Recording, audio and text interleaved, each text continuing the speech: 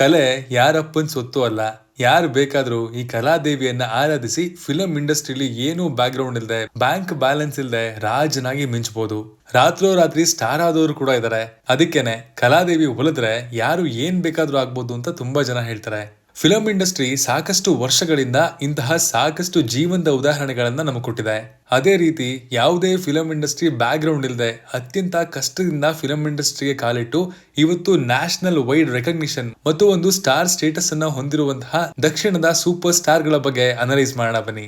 ಎಲ್ರಿಗೂ ನಮಸ್ಕಾರ ಗುರುವೆ ಅಂಡ್ ಖಡಕ್ ಸಿನಿಮಾಗೆ ಸುಸ್ವಾಗತ. ರಿಷಬ್ ಶೆಟ್ಟಿ ಈ ಕ್ಯಾರೆಕ್ಟರ್ ಹಾಗೂ ವ್ಯಕ್ತಿತ್ವ ಕನ್ನಡ ಚಿತ್ರರಂಗದಲ್ಲಿ ಸ್ಟಾರ್ಟಿಂಗ್ ಇಂದ ಕೂಡ ಒಂದು ಡಿಫರೆಂಟ್ ಸ್ಥಾನವನ್ನ ಪ್ರೇಕ್ಷಕರಲ್ಲಿ ಹೊಂದಿದೆ. ಸ್ಟಾರ್ಟಿಂಗ್ ಅಲ್ಲಿ ಸೈಡ್ ಆಕ್ಟರ್ ಆಗಿ ಸಾಕಷ್ಟು ಸಿನಿಮಾಗಳಲ್ಲಿ ಕಾಣಿಸ್ಕೊಂಡಿದ್ದ ರಿಷಬ್ ಶೆಟ್ಟಿ ಅವ್ರ ಬಗ್ಗೆ ಯಾರಿಗೂ ಗೊತ್ತೇ ಇರಲಿಲ್ಲ. ಹೋಟೆಲ್ ವ್ಯಾಪಾರದಲ್ಲಿ ಕೈ ಸುಟ್ಕೊಂಡಿದ್ರು. ಆಮೇಲೆ ವಾಟರ್ ಕ್ಯಾನ್ ಬಿಸ್ನೆಸ್ ಸ್ಟಾರ್ಟ್ ಮಾಡಿದ್ರು. ಆ ಸಂದರ್ಭದಲ್ಲಿ ಜೊತೆಯಾದಂತಹ ರಕ್ಷಿತ್ ಶೆಟ್ಟಿ ಅವ್ರಿಗೆ ಹೆಗಲಾಗಿ ಫಿಲಂ ಇಂಡಸ್ಟ್ರಿಯಲ್ಲಿ ನಿಂತ್ಕೊಂಡ್ರು. ಉಳಿದವರು ಕಂಡಂತೆ ಸಿನಿಮಾದ ಪಾತ್ರದ ಮೂಲಕ ಇವರು ನಟನೇನೂ ಮಾಡಬಹುದು ಅನ್ನೋದನ್ನ ತೋರಿಸ್ಕೊಟ್ರು. ನಿಜ ಹೇಳ್ಬೇಕು ಅಂದ್ರೆ ಅವರು ಡೈರೆಕ್ಟರ್ ಆಗಿನೇ ತಮ್ಮ ನಟನೆಗಿಂತ ಹೆಚ್ಚಾಗಿ ಹೆಸರು ಮಾಡಿದ್ದು. ಅದು ಕಿರಿಕ್ ಪಾರ್ಟಿನೇ ಆಗಿರ್ಬೋದು ಅಥವಾ ಸರ್ಕಾರಿ ಹಿರಿಯ ಪ್ರಾಥಮಿಕ ಶಾಲೆ ಕಾಸರಗೋಡು ಸಿನಿಮಾನೇ ಆಗಿರ್ಬೋದು. ಆದ್ರೆ ತಮ್ಮ ಎರಡೂ ಸಾಮರ್ಥ್ಯವನ್ನ ಅವರು ಫ್ಲಾಲೆಸ್ ಆಗಿ ಪ್ರೂವ್ ಮಾಡಿದ್ದು ಕಾಂತಾರ ಸಿನಿಮಾದ ಮೂಲಕ. 19 ಕೋಟಿ ಬಡ್ಜೆಟ್ ಅಲ್ಲಿ ನಿರ್ಮಾಣ ಆಗಿದ್ದ ಒಂದು ಸಿನಿಮಾ 400 ಕೋಟಿಗೂ ಹೆಚ್ಚು ಕಲೆಕ್ಷನ್ ಮಾಡುತ್ತೆ ಅಂದ್ರೆ ಅದಕ್ಕೆ one and only reason divine star Rishab Shetty. Kannada ಚಿತ್ರರಂಗದ ಸುವರ್ಣ ದಿನಗಳನ್ನ ಮರುಕಳಿಸಿ ತಂದವರಲ್ಲಿ ರಿಷಬ್ ಶೆಟ್ಟಿ ಅವರ ಕೊಡುಗೆ ಕೂಡ ಅಪಾರ. ವಿಜಯ್ ದೇವರಕೊಂಡ ಈ ಹೆಸರು ಇವತ್ತಿನ ದಿನಗಳಲ್ಲಿ ಸೌತ್ ಇಂಡಸ್ಟ್ರಿಯಲ್ಲಿ ಸಖತ್ ಓಡಾಡ್ತಾ ಇದೆ. ಇವರ ಆಟಿಟ್ಯೂಡ್ ಅನ್ನ ಇಷ್ಟಪಡೋರು ಕೂಡ ತುಂಬಾ ಜನ ಇದ್ದಾರೆ. ಅಂಡ್ ನ್ಯಾಷನಲ್ ಲೆವೆಲ್ ಅಲ್ಲಿ ದೊಡ್ಡ ಮಟ್ಟದ ಅಭಿಮಾನಿ ಬಳಗವನ್ನ ಕೂಡ ಇವರು ಹೊಂದಿದ್ದಾರೆ. ತೆಲುಗು ಇಂಡಸ್ಟ್ರಿಯಲ್ಲಿ ಸಾಕಷ್ಟು ಕುಟುಂಬದ ಕುಡಿಗಳು ಸ್ಟಾರ್ ಆಗಿ ಮಿಂಚೋದನ್ನ ನೀವು ನೋಡಿರ್ತೀರ. ಆದ್ರೆ ವಿಜಯ್ ದೇವರಕೊಂಡ ಅವರು ಯಾವುದೇ ಬ್ಯಾಕ್ ಗ್ರೌಂಡ್ ಇಲ್ಲದೆ ಕೂಡ ಇಂಡಸ್ಟ್ರಿಯಲ್ಲಿ ಇವತ್ತು ಪಡ್ಕೊಂಡಿರುವಂತಹ ಸ್ಥಾನ ಹಾಗೂ ನ್ಯಾಷನಲ್ ಲೆವೆಲ್ ಅಲ್ಲಿ ಅವರು ಹೊಂದಿರುವಂತಹ ಜನಪ್ರಿಯತೆ ಹಾಗೂ ಅಭಿಮಾನಿ ಬಳಗ ನಿಜಕ್ಕೂ ಕೂಡ ಅಸಾಮಾನ್ಯವಾದದ್ದು. 2011ರಲ್ಲಿ ನೂವಿಲ್ಲ ಅನ್ನುವಂತಹ ಸಿನಿಮಾದಲ್ಲಿ ಕಾಣಿಸ್ಕೊಳ್ಳೋ ಮೂಲಕ ಆಕ್ಟಿಂಗ್ ಡೆಬ್ಯೂ ಮಾಡ್ತಾರೆ. ಲೈಫ್ ಈಸ್ ಬ್ಯೂಟಿಫುಲ್ ಸಿನಿಮಾದಲ್ಲಿ ಕೂಡ ಸೈಡ್ ಆಕ್ಟರ್ ಆಗಿ ಕಾಣಿಸ್ಕೊಳ್ತಾರೆ. ಪೆಳ್ಳಿ ಚೂಪಲು ಸಿನಿಮಾದಲ್ಲಿ ನಾಯಕನಾಗಿ ಕಾಣಿಸ್ಕೊಳ್ಳೋ ಮೂಲಕ ಮೊದಲ ಬ್ರೇಕ್ ಥ್ರೂ ಅನ್ನ ಪಡ್ಕೋತಾರೆ.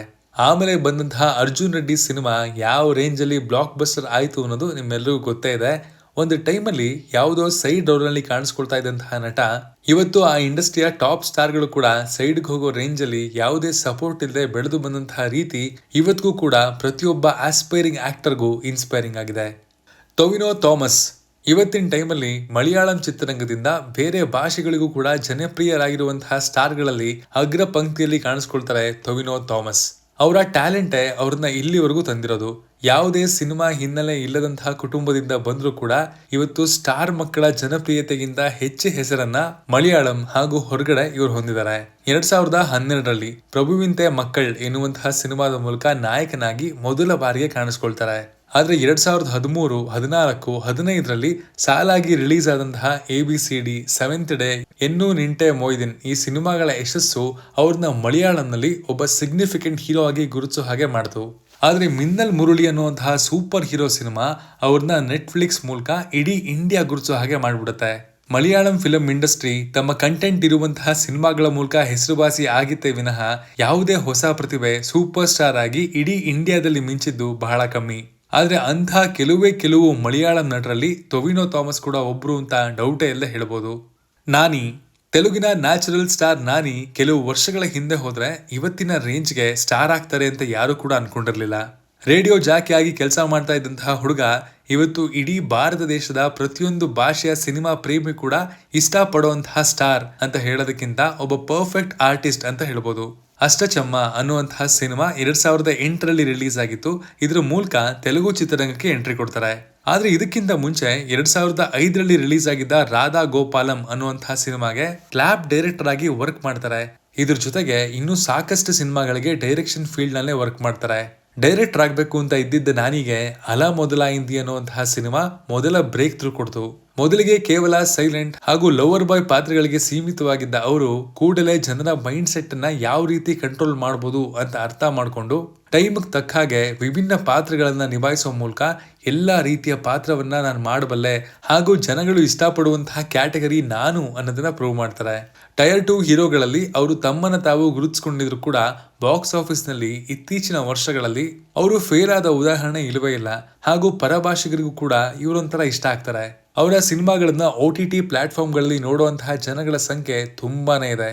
Vijay Sethupathi zero to hero ಅನ್ನುವಂತಹ ಪದಕ್ಕೆ ಇಂಡಿಯನ್ ಫಿಲ್ಮ್ ಇಂಡಸ್ಟ್ರಿಯಲ್ಲಿ ಪರ್ಫೆಕ್ಟ್ ಎಕ್ಸಾಂಪಲ್ ಅಂತ ಹೇಳ್ಬೋದು. ದುಬೈನಲ್ಲಿ ಅಕೌಂಟೆಂಟ್ ಆಗಿದ್ದ ವಿಜಯ್ ಸೇತುಪತಿ ಸಿನಿಮಾ ಇಂಡಸ್ಟ್ರಿಗೆ ಸಂಬಂಧಪಟ್ಟವರೇ ಅಲ್ಲ. ಥಿಯೇಟರ್ ಆರ್ಟಿಸ್ಟ್ ಆಗಿದ್ದ ಇವರು ಆಗಾಗ ಸಿನಿಮಾಗಳಲ್ಲಿ ಹೀರೋ ಫ್ರೆಂಡ್ ಕ್ಯಾರೆಕ್ಟರ್ಗಳಲ್ಲಿ ಕಾಣಿಸ್ಕೊಳ್ತಾ ಇದ್ರಷ್ಟೇ. ಒಂದೆರಡು ಟೆಲಿವಿಷನ್ ಕಾರ್ಯಕ್ರಮಗಳಲ್ಲಿ ಕೂಡ ಕಾಣಿಸ್ಕೊಂಡಿದ್ರು. 2010ರಲ್ಲಿ ತಮಿಳು ಹಾಗೂ ಕನ್ನಡದಲ್ಲಿ ತಯಾರಾಗ್ತಿದ್ದಂತಹ ಅಖಾಡ ಸಿನಿಮಾದ ತಮಿಳು ಭಾಗದಲ್ಲಿ ಅವರು ಲೀಡ್ ರೋಲ್ ನಲ್ಲಿ ಕಾಣಿಸ್ಕೊಳ್ತಾರೆ. 2012 ಹಾಗೂ 13 ವಿಜಯ್ ಸೇತುಪತಿ ಅವರ ಸಿನಿಮಾ ಜೀವನದ ಲೀಡ್ ರೋಲ್ ನಲ್ಲಿ ಯಶಸ್ಸಿನ ಸುರಿಮಳೆಯನ್ನ ಪ್ರಾರಂಭಿಸಿದ ವರ್ಷ ಅಂತಾನೆ ಹೇಳ್ಬೋದು. ಅಲ್ಲಿಂದ ಆಚೆಗೆ ಅವರು ಮತ್ತೆ ಹಿಂದಿರುಗಿ ನೋಡಿದ್ದೇ ಇಲ್ಲ. ಇವತ್ತಿಗೂ ಕೂಡ ಇಂಡಿಯನ್ ಫಿಲ್ಮ್ ಇಂಡಸ್ಟ್ರಿಯಲ್ಲಿ ಯಾವುದೇ ರೀತಿಯ ಪಾತ್ರವನ್ನ ನಿರ್ವಹಿಸಬಲ್ಲಂತಹ ಸೂಪರ್ ಸ್ಟಾರ್ ಸ್ಟೇಟಸ್ ಹೊಂದಿರುವಂತಹ ನಟ ಅಂದ್ರೆ ಅದು ಮೊದಲಿಗೆ ವಿಜಯ್ ಸೇತುಪತಿ. ಬಾಕಿ ಉಳಿದವರೆಲ್ಲ ಆಮೇಲೆ ಅಂತ ಹೇಳೋ ಹಾಗೆ ಮಾಡ್ಬಿಡ್ತಾರೆ. ತಮಿಳಿನಿಂದ ಹಿಡಿದು ತೆಲುಗು, ಬಾಲಿವುಡ್ ವರೆಗೂ ಕೂಡ ವಿಜಯ್ ಸೇತುಪತಿ ಡಿಮ್ಯಾಂಡು ತುಂಬಾ ಜೋರಾಗಿದೆ. ಯಾವುದೇ ಬ್ಯಾಕ್ ಗ್ರೌಂಡ್ ಇಲ್ಲದೆ ಇಂಡಸ್ಟ್ರಿಗೆ ಬಂದರೂ ಕೂಡ ಇತ್ತೀಚೆಗಷ್ಟೇ ನೀವು ಕೇಳಿರುವಂತಹ ಸ್ಟೋರಿ, ಬಾಲಿವುಡ್ ನ ಫೇಮಸ್ ಡೈರೆಕ್ಟರ್ ಅನುರಾಗ್ ಕಶ್ಯಪ್ ಅವರಿಗೆ ಮಹಾರಾಜ ಸಿನಿಮಾದಲ್ಲಿ ಅವಕಾಶ ನೀಡೋ ಮೂಲಕ ಅವರ ಮಗಳ ಮದುವೆಗೆ ಅವರು ದುಡ್ಡು ಸಿಗೋ ಹಾಗೆ ಮಾಡ್ತಾರೆ. ಅದಕ್ಕೆ ಅಲ್ವಾ ಹೇಳೋದು, ಮಿಡಲ್ ಕ್ಲಾಸ್ ಮನೆ ಮಕ್ಕಳೇನೆ ಕಷ್ಟ ಹಾಗೂ ಬಡತನದ ನಿಜವಾದ ಅರಿವನ್ನ ಹೊಂದಿರೋದು ಅಂತ. Unni Mukundan national wide sound ಮಾಡಿದಂತಹ, ಅದರಲ್ಲೂ ಸ್ಪೆಷಲ್ ಆಗಿ ಕಮರ್ಷಿಯಲ್ ಆಗಿ only for action and blood ಶೇಡ್ಗೋಸ್ಕರ ಒಂದು ಮಲಯಾಳಂ ಸಿನಿಮಾ ಇಡೀ ಇಂಡಿಯಾದ ಹಾಟ್ ಟಾಪಿಕ್ ಆಗಿತ್ತು ಅಂದ್ರೆ ಅದು ಮಾರ್ಕೋ. ಆ ಸಿನಿಮಾದಲ್ಲಿ ಮೇನ್ ಲೀಡ್ ಆಗಿ ಕಾಣಿಸ್ಕೊಂಡಿದ್ದು ಉನ್ನಿ ಮುಕುಂದನ್. ಅವರು ಕೂಡ ಆ ಯಶಸ್ಸಿಗೆ ಅಷ್ಟೇ ಪ್ರಮುಖ ಕಾರಣ. ಆ ಪರ್ಫಾರ್ಮೆನ್ಸು, ರಿಸಲ್ಟು ಎರಡೂ ಕೂಡ ನಮ್ಮ ಮುಂದೆ ಇದೆ. ಮಲಯಾಳಂ ನಟ ಆಗಿದ್ರು ಕೂಡ 2011ರಲ್ಲಿ ಉನ್ನಿ ಮುಕುಂದನ್ ಸೀಡನ್ ಅನ್ನುವಂತಹ ಸಿನಿಮಾದ ಮೂಲಕ ಚಿತ್ರರಂಗಕ್ಕೆ ಪಾದಾರ್ಪಣೆ ಮಾಡ್ತಾರೆ.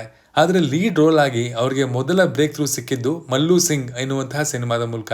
ಅಲ್ಲಿಂದ ಆಚೆಗೆ ಅಂಡರ್ ರೇಟೆಡ್ ಆಗಿದ್ದಂತಹ ಅವರು 2024ರಲ್ಲಿ ರಿಲೀಸ್ ಆದಂತಹ ಮಾರ್ಕೋ ಸಿನಿಮಾದ ಮೂಲಕ ರಾತ್ರಿ ಸೂಪರ್ ಸ್ಟಾರ್ ಆಗ್ಬಿಡ್ತಾರೆ. ಈಗ ಅವರಿಗೆ ಕೈ ತುಂಬಾ ಸಿನಿಮಾಗಳಿದ್ದು ಮುಂದಿನ ದಿನಗಳಲ್ಲಿ ಬಾಲಿವುಡ್ ನಲ್ಲಿ ಕಾಣಿಸ್ಕೊಂಡ್ರು ಕೂಡ ಆಶ್ಚರ್ಯ ಪಡಬೇಕಾಗಿಲ್ಲ. ಶಿವಕಾರ್ತಿಕೇಯನ್ ಇತ್ತೀಚೆಗಷ್ಟೇ ರಿಲೀಸ್ ಆಗಿದ್ದ ಅಮರನ್ ಸಿನಿಮಾದ ಮೇಜರ್ ಮುಕುಂದನ್ ಪಾತ್ರದ ಮೂಲಕ ಯಾವ ರೀತಿಲಿ ನ್ಯಾಷನಲ್ ವೈಡ್ ಶಿವಕಾರ್ತಿಕೇಯನ್ ಎಲ್ಲರ ಮನೆ ಮಾತಾಗಿದ್ರು ಅನ್ನೋದು ನಿಮಗೆ ಗೊತ್ತೇ ಇದೆ. ಆದ್ರೆ ಮೊದಲಿಂದಲೂ ಕೂಡ ಅವರು ಆಯ್ಕೆ ಮಾಡ್ತಾ ಇದ್ದಂತಹ ಸ್ಕ್ರಿಪ್ಟು ಹಾಗೂ ಸಿನಿಮಾದ ಬಗ್ಗೆ ಕೂಡ ಜನಗಳಿಗೆ ಮೆಚ್ಚುಗೆ ಇತ್ತು. ಸೌತ್ ಇಂಡಸ್ಟ್ರಿಯ ಅತ್ಯಂತ most under rated star Amaran ಸಿನಿಮಾದ ಮೂಲಕ ನ್ಯಾಷನಲ್ ವೈಡ್ ರೆಕಗ್ನಿಷನ್ ಅನ್ನು ಪಡ್ಕೊಂಡಿದ್ದು ನಿಜಕ್ಕೂ ಕೂಡ ಮೋಸ್ಟ್ ಡಿಸರ್ವಿಂಗ್ ಅಂತ ಅನಿಸ್ತು. ಸ್ಟಾರ್ಟಿಂಗ್ ಇಂದ ಕೂಡ ಟೆಲಿವಿಷನ್ ನಲ್ಲಿ ವಿಡಿಯೋ ಜಾಕಿ ಆಗಿ ಕೆಲಸ ಮಾಡ್ತಾ ಇದ್ದಂತಹ ಇವರು ಮಿಡಲ್ ಕ್ಲಾಸ್ ಕುಟುಂಬದಿಂದ ಬಂದವರು. 2012ರಲ್ಲಿ ಮರೀನಾ ಸಿನಿಮಾಗೆ ಲೀಡ್ ರೋಲ್ ನಲ್ಲಿ ಆಯ್ಕೆ ಆಗೋದಕ್ಕಿಂತ ಮುಂಚೆ ಕೆಲವೊಂದು ಸಿನಿಮಾಗಳಲ್ಲಿ ಸೈಡ್ ರೋಲ್ ನಲ್ಲಿ ಕಾಣಿಸ್ಕೊಂಡಿದ್ರು. ಮರೀನಾ ಸಿನಿಮಾದ ಪಾತ್ರದ ಪರ್ಫಾರ್ಮೆನ್ಸ್ ನೋಡಿದ ಮೇಲೆ ಐಶ್ವರ್ಯ, ರಜನಿಕಾಂತ್, ಧನುಷ್ ಅವರ 3 ಸಿನಿಮಾಗಳಲ್ಲಿ ಧನುಷ್ ಅವರ ಫ್ರೆಂಡ್ ಕ್ಯಾರೆಕ್ಟರ್ಗೆ ಶಿವಕಾರ್ತಿಕೇಯನ್ ಅವರನ್ನ ಸೈನ್ ಮಾಡಿಸ್ತಾರೆ. 2013ರಲ್ಲಿ ರಿಲೀಸ್ ಆದಂತಹ 3 ಸಿನಿಮಾಗಳು ಕೂಡ ಅವರಿಗೆ ಕಿರೀಟಕ್ಕೆ ಯಶಸ್ಸಿನ ಗರಿಗಳನ್ನ ಸೇರಿಸ್ತು. ಅಲ್ಲಿಂದ ಆಚೆಗೆ ಅವರನ್ನ ಜನರು ಒಬ್ಬ ಎಮರ್ಜಿಂಗ್ ಸ್ಟಾರ್ ರೀತಿಲಿ ನೋಡೋದಕ್ಕೆ ಸ್ಟಾರ್ಟ್ ಮಾಡ್ತಾರೆ. ಸಿನಿಮಾದಿಂದ ಸಿನಿಮಾಗೆ ಇವರು ಆರಿಸ್ಕೊಳ್ಳುವಂತಹ ಕತೆ ಹಾಗೂ ಪಾತ್ರಗಳು ಡಿಫ್ರೆಂಟ್ ಆಗಿರುವಂತಹ ಕಾರಣದಿಂದಾನೇ ಜನಗಳು ಇವ್ರನ್ನ ಹೇಟ್ ಮಾಡೋದಕ್ಕೆ ರೀಸನ್ ಇಲ್ಲದೆ ಇಷ್ಟಪಡಕ್ ಸ್ಟಾರ್ಟ್ ಮಾಡ್ತಾರೆ. ಕೇವಲ ನಟನೆ ಮಾತ್ರ ಅಲ್ಲ, ನಿರ್ಮಾಣಕ್ಕೆ ಕೂಡ ಕೈ ಹಾಕಿ ಸಾಕಷ್ಟು ಸಕ್ಸಸ್ಫುಲ್ ಸಿನಿಮಾಗಳನ್ನ ಇವರು ಪ್ರೊಡ್ಯೂಸ್ ಮಾಡಿದ್ದಾರೆ. ಯಾರ ಸಪೋರ್ಟ್ ಕೂಡ ಇಲ್ಲದೆ ಬಂದಂತಹ ಇವರು ಇವತ್ತು ಇಂಡಸ್ಟ್ರಿಲಿ ಬೇರೆ ಹೊಸ ಪ್ರತಿಭೆಗಳಿಗೆ ಸಪೋರ್ಟ್ ಮಾಡಿ ಅವರನ್ನ ಕೈ ಜೋಡಿಸಿ ಮೇಲೆತ್ತುವಂತಹ ಸಾಮರ್ಥ್ಯವನ್ನ ಹೊಂದಿರುವಂತಹ ಈ ಒಬ್ಬ ಮಿಡಲ್ ಕ್ಲಾಸ್ ಹುಡುಗನಿಗೆ ಸಿಕ್ಕಿರೋದು ನನಗೆ ತುಂಬಾ ಖುಷಿ ಕೊಡುತ್ತೆ. ರಾಕಿಂಗ್ ಸ್ಟಾರ್ ಯಶ್, ಈ ಹೆಸರಿನ ಬಗ್ಗೆ ಯಾವುದೇ ಇಂಟ್ರೊಡಕ್ಷನ್ ಬೇಡ ಬಿಡಿ. ಒಬ್ಬ ಬಸ್ ಡ್ರೈವರ್ ಮಗ ಯಾವ ರೀತಿಲಿ ಕಷ್ಟ, ಬಡತನ ಹಾಗೂ ಅವಮಾನಗಳ ನಡುವೆ ಗಾಂಧಿನಗರದಲ್ಲಿ ನಂದೊಂದು ದೊಡ್ಡ ಕಟೌಟ್ ನಿಲ್ಲಿಸಬೇಕು ಅಂತ ಹಠ ಹಿಡಿದು ಅದಕ್ಕಾಗಿ ಕಷ್ಟಪಟ್ಟು ಅವಮಾನಗಳನ್ನ ಸಹಿಸಿಕೊಂಡು ಕೆಲಸ ಮಾಡ್ತಾರೆ. ಅದರ ಪ್ರತಿಫಲವಾಗಿ ಇವತ್ತು ಬರೀ ಗಾಂಧಿನಗರದಲ್ಲ, ಗಾಂಧಿ ನಾಡಿನ ಭಾರತದ ಪ್ರತಿಯೊಂದು ಥಿಯೇಟರ್ಗಳಲ್ಲಿ ಕೂಡ ರಾಕಿ ಬಾಯ್ ಸಲಾಂ ಅಂತ ಕಟೌಟ್ ಹಾಕಿ ಜೈಕಾರ ಹಾಕೋರಿದ್ದಾರೆ. ಮಾಡರ್ನ್ ಡೇ ಫಿಲ್ಮ್ ಇಂಡಸ್ಟ್ರಿಯ ಇತಿಹಾಸದಲ್ಲಿ ಕನ್ನಡದಿಂದ ಇಷ್ಟೊಂದು ದೊಡ್ಡ ಮಟ್ಟದ ಜನಪ್ರಿಯತೆಯನ್ನ ಪಡ್ಕೊಂಡಂತಹ ಮತ್ತೊಬ್ಬ ಸ್ಟಾರ್ನ ಹುಡ್ಕೋಕೆ ಸಾಧ್ಯನೇ ಇಲ್ಲ. ರಾಕಿಂಗ್ ಸ್ಟಾರ್ ಯಶ್ ಕೇವಲ ಒಬ್ಬರೇ ಗೆದ್ದಿಲ್ಲ, ತಮ್ಮ ಗೆಲುವಿನ ಮೂಲಕ ಕನ್ನಡ ಚಿತ್ರರಂಗದ ಗೌರವವನ್ನ ಕೂಡ ಮೇಲಕ್ಕೆ ಕರ್ಕೊಂಡು ಹೋದ್ರು. ಟೆಲಿವಿಷನ್ ನಲ್ಲಿ ಸೈಡ್ ಆಕ್ಟರ್ ಆಗಿ ಚಿಕ್ಕ ಬೇಬಿ ಸ್ಟೆಪ್ ಇಟ್ಕೊಂಡು ಬಂದಂತಹ ರಾಕಿಂಗ್ ಸ್ಟಾರ್ ಯಶ್ ಇವತ್ತು ಇಂಡಿಯನ್ ಫಿಲ್ಮ್ ಇಂಡಸ್ಟ್ರಿಯಲ್ಲಿ ಬಿಗ್ ಡ್ಯಾಡಿ ಆಗಿ ತಮ್ಮ ಸಕ್ಸಸ್ ದಾರಿಯನ್ನ ಕ್ರಾಫ್ಟ್ ಮಾಡ್ಕೊಂಡಿರೋದು ಟ್ರೂಲಿ ಅಪ್ರಿಷಿಯಬಲ್. ಒಂದು KGF ಸೀರೀಸ್ ಯಾವ ರೀತಿಲಿ ಒಬ್ಬ ನಾಯಕನ ದೂರದೃಷ್ಟಿಯಿಂದ ಇಡೀ ಕನ್ನಡ ಸಿನಿಮಾ ಇಂಡಸ್ಟ್ರಿಯನ್ನೇ ಬದಲಾಯಿಸ್ತು ಅಂದ್ರೆ ನಿಸ್ವಾರ್ಥವಾಗಿ ಚಿತ್ರರಂಗದ ಬಗ್ಗೆ ಯೋಚನೆ ಮಾಡುವಂತಹ ಅವರ ಉದಾರತೆ ಎಷ್ಟಿದೆ ಅಂತ ನಿಮ್ಗೆ ಗೊತ್ತಾಗುತ್ತೆ. ವೀಕೆಂಡ್ ವಿತ್ ರಮೇಶ್ ಎಪಿಸೋಡ್ ನಲ್ಲಿ ಅವ್ರು ಯಾವ ರೀತಿ ಎಲ್ಲ ಕಷ್ಟಪಟ್ಟಿದ್ದಾರೆ ಅಂತ ನಿಮಗೂ ಗೊತ್ತಾಗಿರುತ್ತೆ. ಅಂತವ್ರು ಬೆಳೆದ್ರೆ ಏನೆಲ್ಲ ಆಗುತ್ತೆ ಅನ್ನೋದಕ್ಕೆ ನಾವು ಅಂದ್ರೆ ಆ ಇಂಡಸ್ಟ್ರಿ ಒಂದು ಜೀವಂತ ಉದಾಹರಣೆ. ಟಾಕ್ಸಿಕ್ ಸಿನಿಮಾದ ಮೂಲಕ ಯಶ್ ಅವರ ಕಾರಣದಿಂದಾಗಿ ಚಿತ್ರರಂಗ ಇನ್ನಷ್ಟು ಬೆಳಿಲಿ ಅಂತಾನೆ ನಾವು ಪ್ರಾರ್ಥಿಸೋದು. ವಿದೇಶಿಗರು ಕೂಡ ಕರ್ನಾಟಕವನ್ನ KGF ಸಿನಿಮಾ ಹಾಗೂ ಯಶ್ ಅವರನ್ನ ತೋರಿಸಿ ಗುರುತಿಸ್ತಾರೆ ಅಂದ್ರೆ ಇನ್ನೇನ್ ಬೇಕು ಹೇಳಿ. ಇವರೇ ನೋಡಿ ಸ್ನೇಹಿತರೆ, ಯಾವುದೇ ಫಿಲ್ಮಿ ಬ್ಯಾಕ್ ಗ್ರೌಂಡ್ ಇಲ್ಲದೆ ಮಿಡಲ್ ಕ್ಲಾಸ್ ಆಗಿದ್ದು ಬ್ಯಾಂಕ್ ಬ್ಯಾಲೆನ್ಸ್ ಇಲ್ಲದೆ ಹೋದ್ರು ಕೂಡ ಇಂಡಿಯನ್ ಫಿಲ್ಮ್ ಇಂಡಸ್ಟ್ರಿಯಲ್ಲಿ ಫಸ್ಟ್ ಕ್ಲಾಸ್ ನಲ್ಲಿ ಪಾಸ್ ಆಗಿರುವಂತಹ ಮಾಡರ್ನ್ ಏಜ್ ಸೂಪರ್ ಸ್ಟಾರ್ಗಳು.